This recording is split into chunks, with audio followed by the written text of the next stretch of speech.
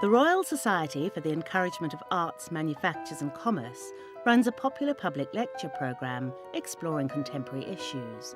Teachers TV has access to these lectures, and today we bring you a lunchtime talk by Emma Thompson and Helen Bamber on the subject of sex slavery and human trafficking. The Helen Bamber Foundation has pioneered work in the area of human rights, and their public installation, called Journey, highlights the stages of suffering experienced by sex slaves who've been trafficked into this country. This afternoon, they discuss the installation and the issues it raises. Yeah. Well, I think because we don't have very much time and we have an awful lot to discuss here, I'd like to start just by describing how Journey came about. Can I ask you, if you don't mind feeling like you're in a schoolroom, if anyone has actually seen the installation? Oh, so a few of you, okay. But I would like to explain how it came about, because it's sort of at the root of our relationship in a way. So when Helen, who I've known for over 20 years and who has taught me a great deal about human rights, about the nature of suffering, about the complexity of suffering, I've worked with her for a long time, and we've talked about everything, and I feel as though she's been my mentor for a long time on this subject. And when she said she was going to start a new foundation, I said, well, I'll help, I'd like to help. And I didn't quite know in what capacity I would help, but I started to, again, converse. This is all good things, I think, as a result of long-term conversations, you know. And I started to converse with Helen and with Michael Korzinski, her director partner in the organisation, about the clients and about the journeys that they'd been through. And I started to think about how important their stories were. Basically, Helen said to me something very interesting about the foundation. She said, we are dealing with the most unattractive of people to society. Our clients are not attractive to people. They are people who have suffered so intensely and been so damaged that, in a sense, their voices are stifled not just once by their suffering, but twice when they come into society and no one wants to hear their stories because they're too dreadful to contemplate. I don't think that that's because we're mean or we're cruel about people suffering. What I think it is that those of us who have an energy and a resonance with other human beings find it very difficult, find it very painful to hear these stories. Now, for a long time, I've been wondering how we can tell stories about the outsider, yes, about people who find it very, very difficult to reintegrate into society. And I started to talk to the clients. And Helen will talk later, I think, about the methods that she has used to help them to reach a point at which they can tell their stories without being overwhelmed by physical pain and memories that they cannot cope with. And one of the clients I met was a woman called Elena Varga, who had been trafficked. And she told her story in such a way that it stuck with me. And I thought, how can I make this into a story that's not a film? I can't watch films about trafficking or torture because I can't bear it. I can't do anything with the feelings that I get at the end of a movie. I think, well, what am I going to do about this? There is no, as it were, catharsis on offer because it's not fictional, it's real. And so I thought, is there a way in which we can engage with these people in another way, in which we can tell the story in a more participatory way? Where we're not objectifying and therefore putting ourselves in a position of hearing something unbearable about which we can do nothing, but a story that we can feel as though is happening to a part of us, and so that we can, as it were, expose ourselves to those feelings of the outsiderness. It's been very interesting watching people go through the installation, because they come out in a sort of state of shock, as though they have been somewhere that they weren't expecting to go. We haven't explained to those who haven't seen it that there are 7 containers. We haven't said that. Well, I'll start with Elena's. What I did was I said we've got to do this in 7 stages, because I was thinking of Shakespeare's 7 Ages of Man. I was thinking 7 stages of the cross and all of that.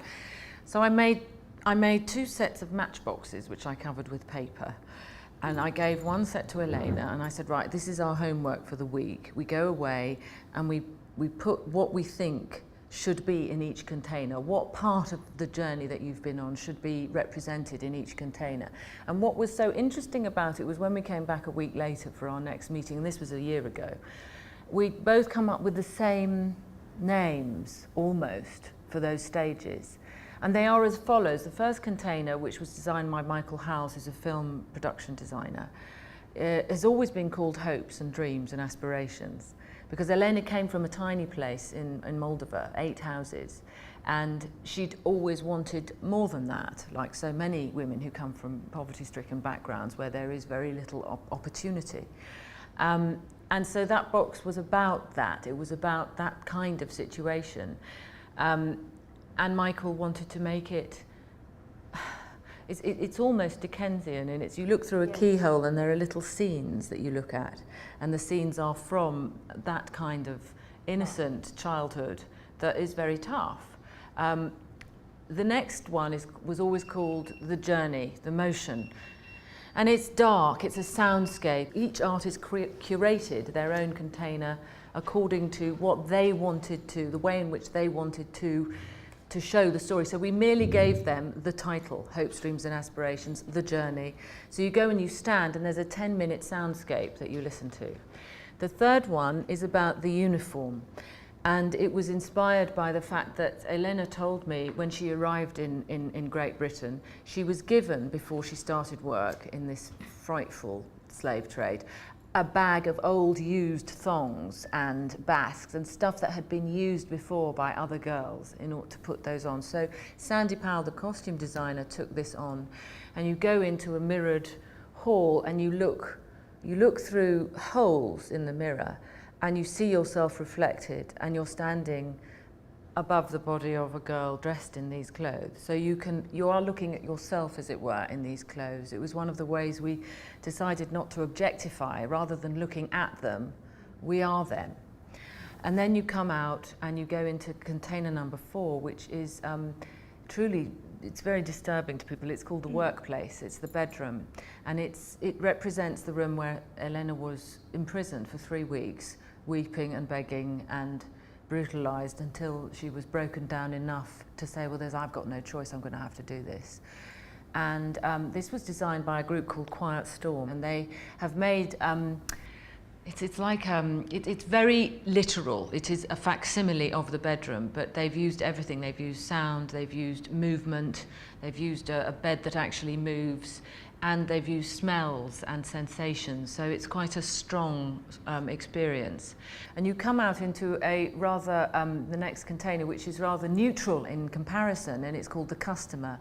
And it's about the punter, because one of the things we felt was most important to examine about this slave trade is the demand, because there's a huge demand here in London. We've got to look at that and say, well, what's all that about? And it's no good pointing the finger and saying, you bastards.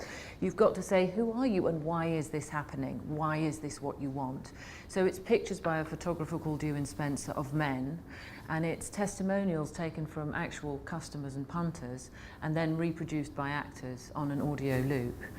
Then the next box is Anish Kapoor's sculpture, which is a strange, sensational, again, sort of, he calls it performative, yes, and it's a void. So if you stand in front of it, it seems to draw you into the darkness.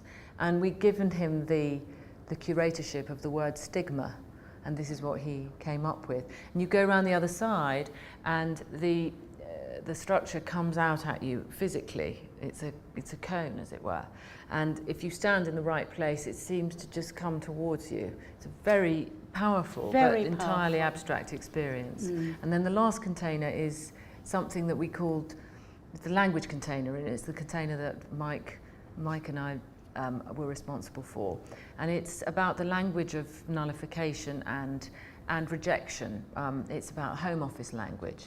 It contains Home Office guidelines, interview guidelines, which are actually not bad. And then underneath, there are little pieces from Home Office determinations, negative determinations, all related to trafficked women, which are in direct and ironic contradiction to the guidelines that that the interviewer has presumably been given. And then on the other side, there's Laura Carlin's drawings, beautiful cave paintings of women. And while you look at this, you listen to Elena's voice, which has been altered obviously to protect her identity, telling her story. It's a 15-minute audio, and this was the most unexpected thing about the installation, which none of us knew. Well, none of us knew what it would be like until it, as it were, arrived, was that I thought, having taken Elena's interview and cut it, that people would listen to a little bit and then move on. Yes. But what we didn't realise was the power of the story, her story, and her telling of it is so strong that people stand there for 15 minutes and listen. And it's like being in a church because they're listening to an audio, so there's silence, and yet you can just hear these tiny little tinny voices, and then people come out and we jump on them and say, come and sign the petition and work out what. They wander toward us. Yes, they do. They That's do. very true. They wander I toward jest. us, yes. And it's very interesting, some of the things that they say. One man, and this says something about my own reaction, my own assumptions. I wouldn't have expected to hear it from him. It says something about me, actually. And that's what this whole exhibition, this whole installation is really about. It's about the other, but it's also about us. So I learned something very quickly then about my own quick and incorrect assumption. He came up to me and he said, you know, I can't help thinking that this could have happened to my sister or even to my mother. And he had tears in his eyes. And I don't know any more than that, but we talked for quite a long time about everything and nothing. He signed the petition, which is a petition to persuade the government by signatures to ratify the European Convention on Trafficking. And it's very interesting. Yesterday I was with Emma. We were both at the little booth. It was very windy, so you're standing there really quite exposed. The wind blows, papers are flying, you have inadequate paper, right, whatever it is, and you're managing chaos. And a group of school kids came up, which, you know, had I been a child, I might have walked over the other side of the road. You know, had I been, Absolutely, you know, alone. There was a group of kids, and they were absolutely incredible, weren't they? They talked, of course, they were thrilled to be speaking to Emma, but they spoke very openly, very easily. They were going to take it to their school, and they were going to try and put on a play. I've got a feeling you may be asked to do something, but because they did say that to me when you were out of hearing.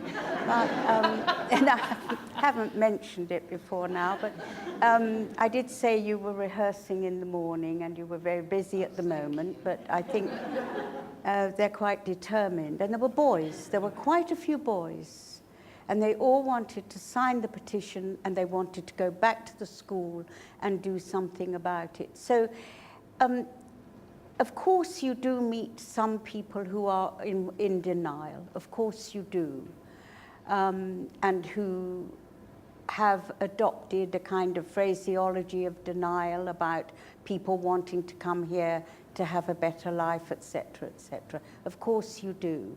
But I must say, I've been quite amazed at the comments of people. And the stillness, despite the fact that we're standing there in the wind and at one stage with the rain, but there's also a stillness as people can't quite articulate what they want to say, but are wanting to communicate. So it's a very extraordinary experience to be in this little booth in Trafalgar Square and to communicate in the way that people need. I think in some ways the idea of trying to share something rather than impose something is what it's all about. And I don't know if we could do that on other issues as well, but there it is. It's extraordinary, quite extraordinary. I think that there's an awful lot that we can extrapolate here, because there's many different areas that we can discuss, and I would like you to guide us. You could just tell us what you would like us to address. That would be great. Could you put it in context in relation to the buying and selling of sex? Yes. I guess you're talking about the Venn diagram overlap it has with prostitution. One of the things that we've had to make very, very clear is this is not an installation about prostitution. This is an installation about the buying and selling of human beings in order to use them as slaves in a sexual workplace. So it's not about prostitution in that sense. I think that the larger argument, however, about why we still do this, the oldest profession on earth, why we've never questioned that, why we don't actually sit down, men and women together, and say, what is this? Why do we do this?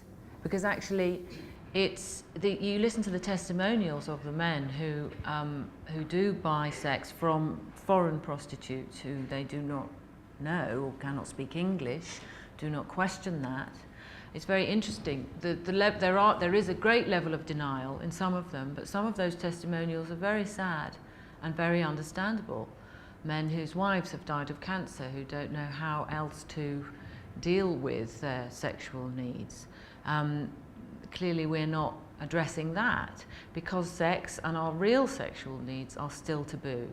We think that we had a sexual revolution. That's just nonsense. We understand sex so much less now, I think, than we maybe did before when it was still hidden. It still had its mystery, and there was still a curtain across it. Behind there, people were probably being a little bit more honest than they are now. I suggest that there is an enormous debate to be had about our relationships with each other, our sexual relationships with each other. This morning we started to talk about the sexualization of imagery across the board, and I noticed, to my horror, that now in London there are buses going round with a naked woman with two large 10p pieces covering her boobs. What is going on? We all have to write to Ken Lewis and say, this is not to be allowed, not to be borne. I am sorry, this is our city. We must take responsibility for these images. If a young girl who is not yet able to read the Sun 20p and make the connection between some idiot and this photograph, all she's going to see is a woman with two money pieces on her. What does that say? And she's naked. Female nudity and money, again, put together. Women can be bought. They can be bought. And that somehow, and you listen to the testimonials, that means that they are complicit because there is an economic thing going on, and that makes it okay. So really, that advert on the side of the bus made me realise that we had not come on in any way, that we're not having this discussion. So I'll stop there because I think you might want to say something, do you? I was going to ask about whether you actually go to these women or whether they come to you. How does that relationship work? Well, the trafficked women who come to us are people who've, in some way or other, escaped from the brothel or the sauna or the room where they have been kept. And it's complicated and it's dangerous. They will then perhaps have been, or it may have been suggested to them by people trying to help them on their way that they should apply for asylum.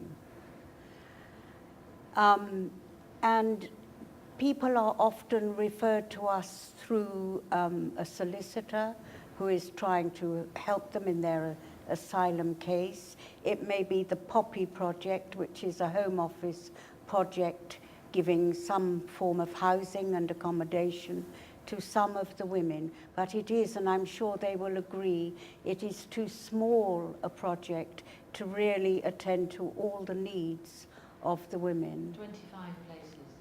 Yes. So, but I mention it because they are doing a good job, but they would like to do, I'm sure, very much better. Sometimes people are in detention, and we hear about them from many different ways once they're in maybe a removal detention in this country. Because once they have applied for asylum, they are not infrequently put into a detention center. That may be, doesn't matter the names. So they are brought to us or come to us in a number of different ways. Poppy Project, solicitors, friends who visit the detention centers, that means friends who organized people who actually visit the detention centers will tell us about the women who may be there. Of course, one of the most difficult situations then is to deal with fear, because they are living in fear. They are in fear of being sent away.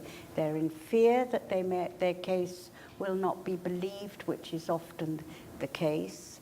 And they are in fear also that somehow, if they're sent back, the traffickers will find them again, because the threat that the traffickers make is, if you tell, we will kill you. If you do not comply, you will be beaten until you do. And that is the case, they are. And many of the women that we see have been really seriously damaged, physically and psychologically. They've been kicked in the head, they've been beaten to pulp almost. Some are scarred forever. But the scarring that is the most terrible, of course, is the psychological scarring. It's the humiliation. It's the loss of everything that they'd ever hoped for, the loss of their body, the loss of any kind of physical or psychological integrity. And they are lost. And that's where we come in. So how do they come to us? Many different routes, but we are there, and believe you me, they do find us. Could you say a little bit more about the EU directive and whether we are resisting signing it or not? Certainly. The European Convention Against the Trafficking of Human Beings is terribly, terribly important. Now, David Cameron was down on Monday and saying, yes, well, we're a little bit, there are certain things. And I said, oh, what's that? Is that the pull? The problem that they identify governmentally, because it's very much in the news and it's very much taken up by the newspapers, is what is called the pull, which means the possibility of bogus asylum seekers using this as a loophole in some way. Now, I had a big, long chat with the UK's top barrister in trafficking yesterday about the convention. And for those of you who don't know what the convention is for, it is basically for, first of all, the protection of women who have been trafficked. Then it is for the prevention of further trafficking, and it is for the prosecution of traffickers. Because believe it or not, these women exist as criminals. They are criminalised by their own misfortune, because they've given over their passport, and when they arrive here, there is nowhere for them to go. If a policeman goes, and we've spoken to police who've done this, to a raid, there's 100 girls, none of them speak English, they're all weeping. There is nowhere for them to go except into a police cell or to a detention centre. So how on earth are we going to address this problem? We need data, and we need to give these women time. So within the convention, there's the possibility of having 3 months, up to 30 days actually, first of all, of recuperation. Now, And a sense of safety. That's right, which is yes. quite important. But what the issue is for the government is, what if that's used in some way? Now, one of the countries that is absolutely miles ahead of any other European country is Italy. Now, in Italy, they ratified it a long time ago, but not only did they ratify it, they actually put into process in their country their methods of monitoring and evaluating the effects of this period of rest. And what they saw was they weren't getting any more cases of bogus asylum seekers. What happened was they found they could very easily identify the people who were not actually been trafficked, because of the fact that they ask and they require that those women engage with the services that they're being offered throughout that 3 months, with counselling, with a rehabilitation program that is on all kinds of levels. And they found that those women who did not come forward to engage with those processes were the ones who were had not actually experienced that trafficking. They were much better equipped to identify those people who had actually been trafficked by having offered them the services that they so desperately needed. We don't have the capacity to do that at all in this country, and it's terribly frustrating for the police. And in fact, the Met were the first people I went to. I went to Ken Livingstone and said, "Can I have Trafalgar Square?" That was the first thing to get a sight. You know, he said, "Oh, yes, I suppose so." And what are you going to do with it? He said, "I don't know yet. I'll think of something." The Met were great, because they said, you know, what we desperately need these women to know that we don't regard them as criminals, because that's what they're told by their traffickers. The police, you must not trust the police. And of course, you will be really badly damaged by us if you do. A, that, Yes. and B, if it's not by us, it'll be by them. Yes. And many of the women upon deportation, because they're often deported in their whore's weeds, will arrive at their country of destination, their country of origin, and be raped by the police as soon as they get off the plane, because they're wearing this stuff. They're not allowed access to their own clothes. They're not given civilian clothes. They're deported in the thongs. I mean, it's just extraordinary what we're doing. Does that kind of vaguely answer your question? Okay. I mean, these are young women who've never known protection of any kind, really. Many are without families, and certainly if they ever do approach the police, they're often abused, because in many countries, the police are implicated in the procedure. This gentleman here. Yes, I'd like to challenge the use of words here. We're using the word slavery, and it seems to kind of water itself down from plantation slavery to trafficking in women to domestic abuse. Let's remember what plantation slavery was about. They're talking about hot pepper salt being sometimes rubbed into open wounds. Slaves were splashed with burning wax, and women's shameful parts were burnt with hot coals. And one master attacked his slave and bit off their flesh. Some were buried alive after being forced to dig at their own graves. One chef was thrown alive into the oven when the master was unhappy with the meal. And we're talking about people being worked to death over 3 years. Now, I have absolutely every sympathy and support for what you're doing, but to say it's the same in this year of the abolishing slave trade, of plantation slavery, I feel there's a certain violation taking place there. I don't think it really makes the situation better for you, but it does take away from myself and people like me when you blur these boundaries. That's very interesting.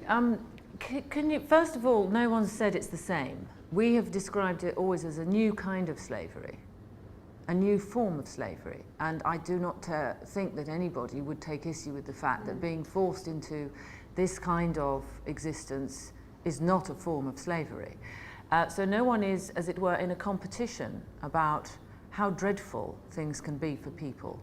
And I find that a little bit off-putting myself, as though, you know, it's like these people have suffered more. Those people who suffer come to us for help, and we respond to that in the same way as Wilberforce responded to peculiarly cruel forms of, depraved forms of cruelty that existed in the in the plantation slavery days. It was a different era of slavery, and goodness knows, and I know those stories very, very well, it was unspeakable. And it was a Holocaust, and it was a genocide, and it was all of those things. I have a real problem when we take words and say, this only can apply to this kind of suffering, and this kind of suffering is worse than this kind of suffering. Yes. It's not good enough to do that. All that we can do as human beings, as compassionate and responsible human beings, is say, this is suffering, this is a form of slavery, what are we going to do about it? I mean, to forgive me, but use up time discussing whether, you know, something is worse than something else seems odd to me when there is clearly such a need, such suffering. And personally as well, I mean, the fact of taking someone's body and giving it to be used in that way, day after day after day, it does, I think, actually come pretty high on my list of hell holes, places I would really rather not be. And I don't really see how anyone can sort of win this kind of argument. It's not something that I would wish to enter into as a sort of, to try and persuade you that this is as bad as, or worse than, or less bad. I don't think that's the point. The point is, it's awful, it's another form of slavery, and we must act. Mm.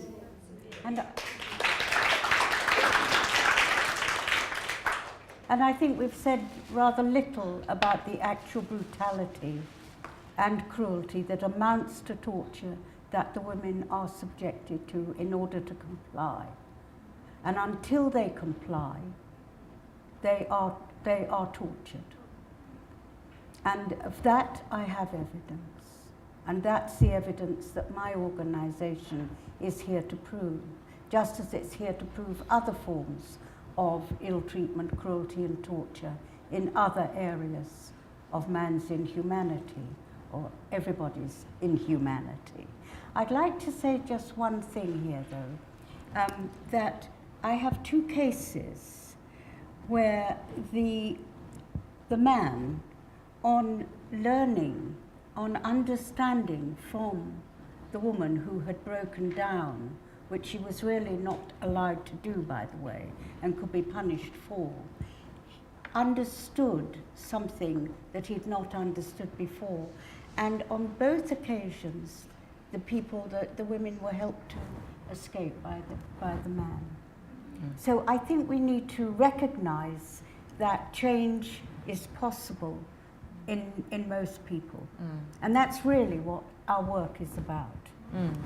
Absolutely. I mean, I think to extrapolate again from this exchange, when the anti-slavery people said, you know, look, you're looking at, these people have been treated as though they are less than, so they are subhuman.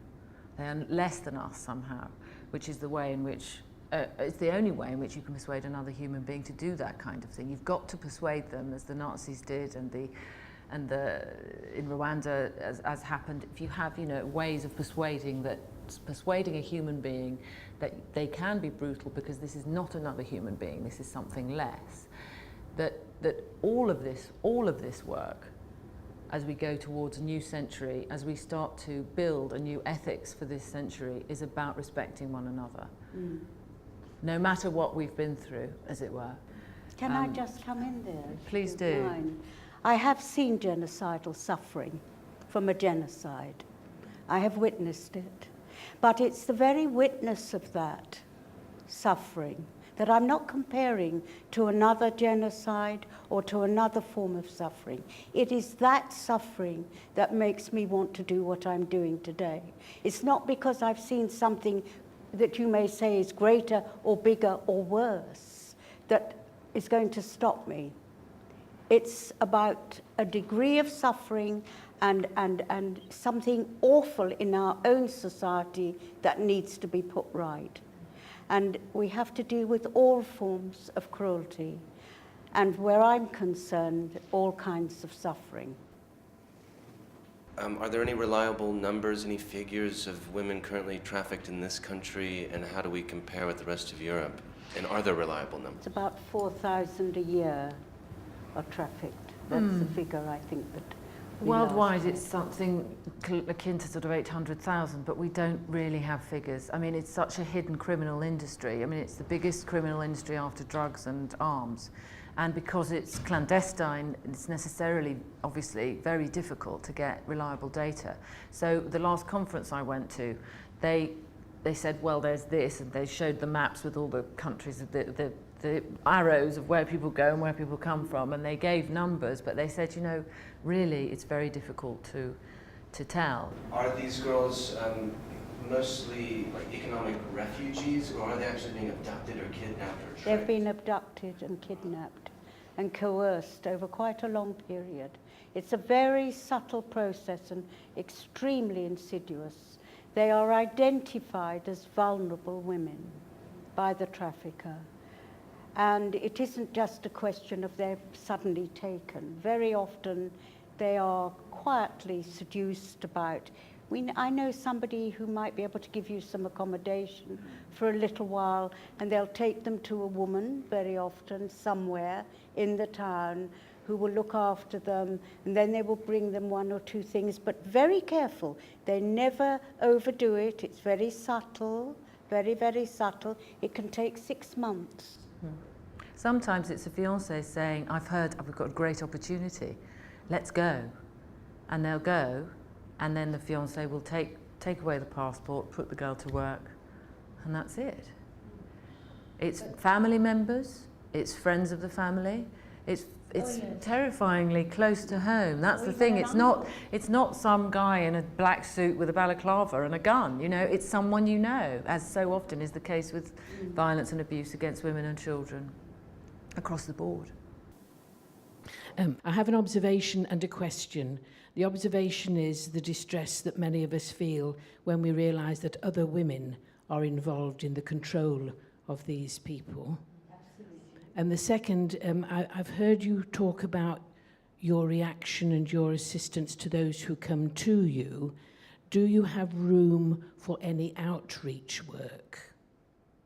Finding those who can't find their way to you because of fear or being brainwashed that they're okay? There are a lot of people who are helping us, who are out there. Not enough, never enough. But there are people out there who are looking out and are aware. And so we do get messages from various cities, not only in London. And we do see people, yes. But it's never enough. And a charity is never wealthy enough or strong enough or resourced enough to really do what they want to do. We do our best, and I think we do it very well. But that's why the legislation involved in the convention is so important, because that's where you're going to find your outreach, really.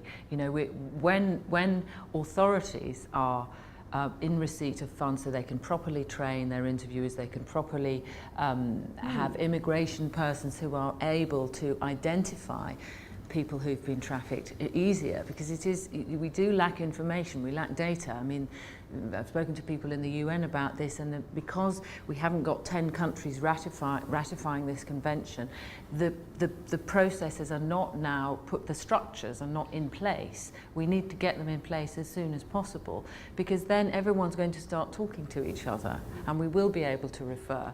And what Helen and Michael are hoping is that their methods of healing can be repeated and replicated in other places, because that's terribly important as well. We don't deal well at the moment with it, generally speaking. No, but of course we also do speak to the decision makers. We do make it our business to do that on the basis of our documentation.